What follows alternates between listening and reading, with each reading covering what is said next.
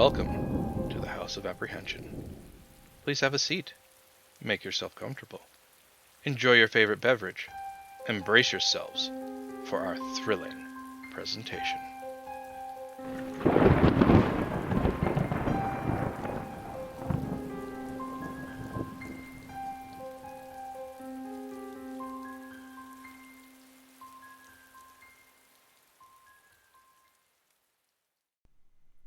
Sredni Vashtar by Saki.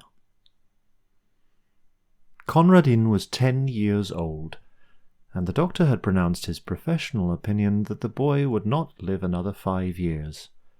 The doctor was silky and effete and counted for little, but his opinion was endorsed by Mrs De Ropp, who counted for nearly everything.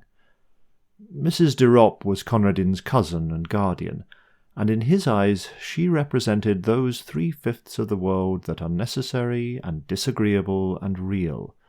The other 2/5, in perpetual antagonism to the foregoing, were summed up in himself and his imagination. One of these days Conradin supposed he would succumb to the mastering pressure of wearisome necessary things, such as illnesses and coddling restrictions and drawn-out dullness.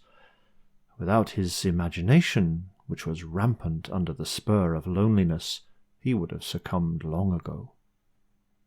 Mrs De Ropp would never, in her honestest moments, have confessed to herself that she disliked Conradin, though she might have been dimly aware that thwarting him for his good was a duty which she did not find particularly irksome. Conradin hated her with a desperate sincerity which he was perfectly able to mask. Such few pleasures as he could contrive for himself gained an added relish from the likelihood that they would be displeasing to his guardian, and from the realm of his imagination she was locked out, an unclean thing which should find no entrance. In the dull, cheerless garden, overlooked by so many windows that were ready to open with a message not to do this or that, or a reminder that medicines were due, he found little attraction. The few fruit trees that it contained were set jealously apart from his plucking, as though they were rare specimens of their kind blooming in an arid waste. It would probably have been difficult to find a market gardener who would have offered 10 shillings for their entire yearly produce. In a forgotten corner, however, almost hidden behind a dismal shrubbery, was a disused tool-shed of respectable proportions, and within its walls Conradin found a haven, something that took on the varying aspects of a playroom and a cathedral. He had peopled it with a legion of familiar phantoms, evoked partly from fragments of history and partly from his own brain, but it also boasted 2 inmates of flesh and blood. In one corner lived a ragged-plumaged Houdon hen, on which the boy lavished an affection that had scarcely another outlet. Further back in the gloom stood a large hutch divided into 2 compartments, one of which was fronted with close iron bars. This was the abode of a large polecat ferret, which a friendly butcher-boy had once smuggled, cage and all, into its present quarters, in exchange for a long-secreted hoard of small silver. Conradin was dreadfully afraid of the lithe, sharp-fanged beast, but it was his most treasured possession. Its very presence in the tool-shed was a secret and fearful joy, to be kept scrupulously from the knowledge of the woman, as he privately dubbed his cousin. And one day, out of heaven knows what material, he spun the beast a wonderful name, and from that moment it grew into a god and a religion. The woman indulged in religion once a week at a church nearby, and took Conradin with her, but to him the church service was an alien rite in the House of Rimmon. Every Thursday, in the dim and musty silence of the tool-shed, he worshipped with mystic and elaborate ceremonial before the wooden hutch where dwelt Sredni Vashtar, the great ferret. Red flowers in their season, and scarlet berries in the winter-time were offered at his shrine, for he was a god who laid some special stress on the fierce, impatient side of things, as opposed to the woman's religion, which, as far as Conradin could observe, went to great lengths in the contrary direction. And on great festivals, powdered nutmeg was strewn in front of his hutch, an important feature of the offering being that the nutmeg had to be stolen. These festivals were of irregular occurrence, and were chiefly appointed to celebrate some passing event. On one occasion, when Mrs De Ropp suffered from acute toothache for 3 days, Conradin kept up the festival during the entire 3 days, and almost succeeded in persuading himself that Sredni Vashtar was personally responsible for the toothache. If the malady had lasted for another day, the supply of nutmeg would have given out. The Houdon hen was never drawn into the cult of Sredni Vashtar. Conradin had long ago settled that she was an Anabaptist. He did not pretend to have the remotest knowledge as to what an Anabaptist was, but he privately hoped that it was dashing and not very respectable. Mrs De Ropp was the ground plan on which he based and detested all respectability. After a while, Conradin's absorption in the tool-shed began to attract the notice of his guardian. "It is not good for him to be pottering down there in all weathers," she promptly decided. And at breakfast one morning she announced that the Houdon hen had been sold and taken away overnight. With her short-sighted eyes she peered at Conradin, waiting for an outbreak of rage and sorrow, which she was ready to rebuke with a flow of excellent precepts and reasoning. But Conradin said nothing. There was nothing to be said. Something, perhaps, in his white-set face gave her a momentary qualm, for at tea that afternoon there was toast on the table, a delicacy which she usually banned on the ground that it was bad for him, also because the making of it gave trouble, a deadly offence in the middle-class feminine eye. "I thought you liked toast," she exclaimed, with an injured air, observing that he did not touch it.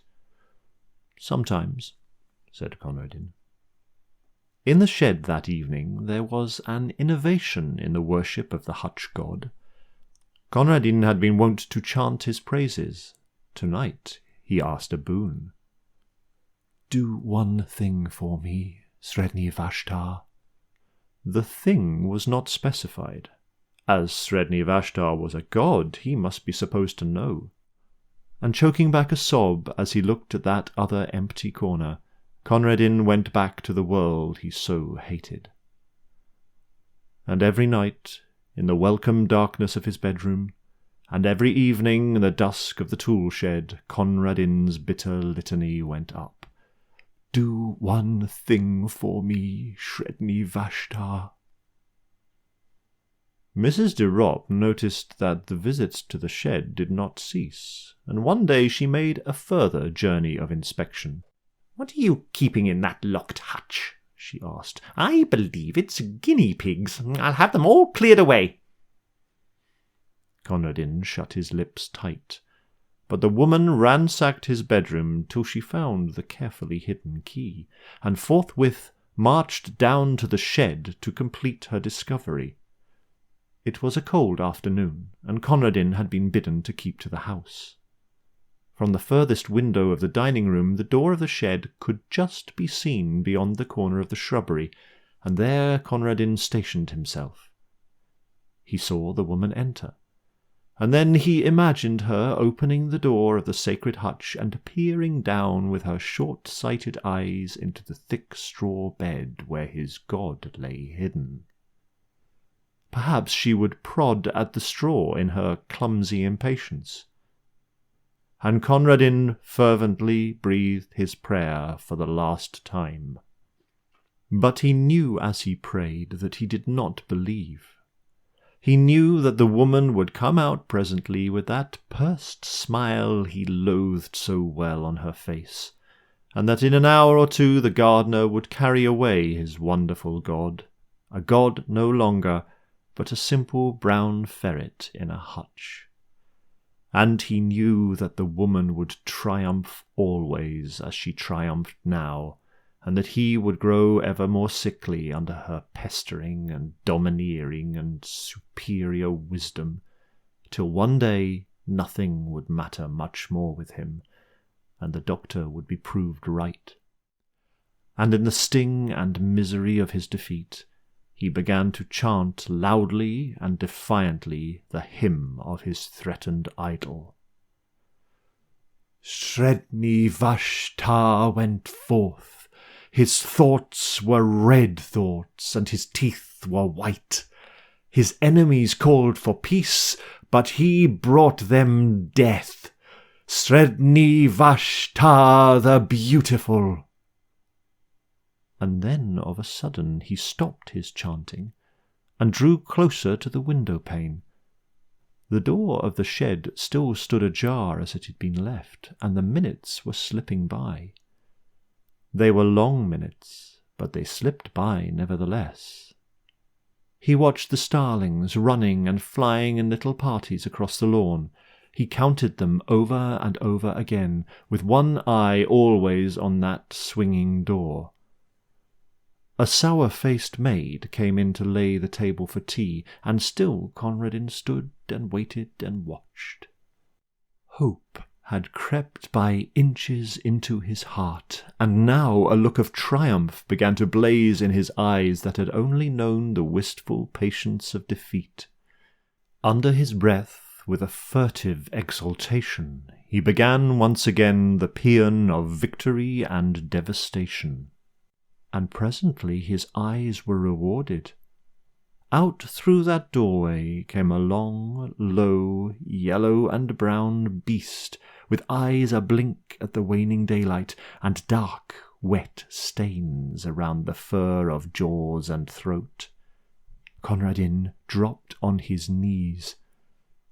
The great polecat ferret made its way down to a small brook at the foot of the garden, drank for a moment, then crossed a little plank bridge and was lost to sight in the bushes.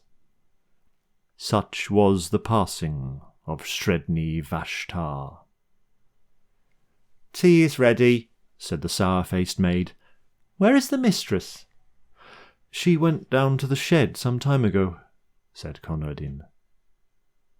And while the maid went to summon her mistress to tea, Conradin fished a toasting fork out of the sideboard drawer and proceeded to toast himself a piece of bread. And during the toasting of it, and the buttering of it with much butter, and the slow enjoyment of eating it, Conradin listened to the noises and silences which fell in quick spasms beyond the dining-room door. The loud, foolish screaming of the maid, the answering chorus of wondering ejaculations from the kitchen region, the scuttering footsteps and hurried embassies for outside help, and then, after a lull, the scared sobbings and the shuffling tread of those who bore a heavy burden into the house. "Whoever will break it to the poor child? I couldn't for the life of me," exclaimed a shrill voice. And while they debated the matter among themselves, Conradin made himself another piece of toast. Sredni Vashtar by Saki.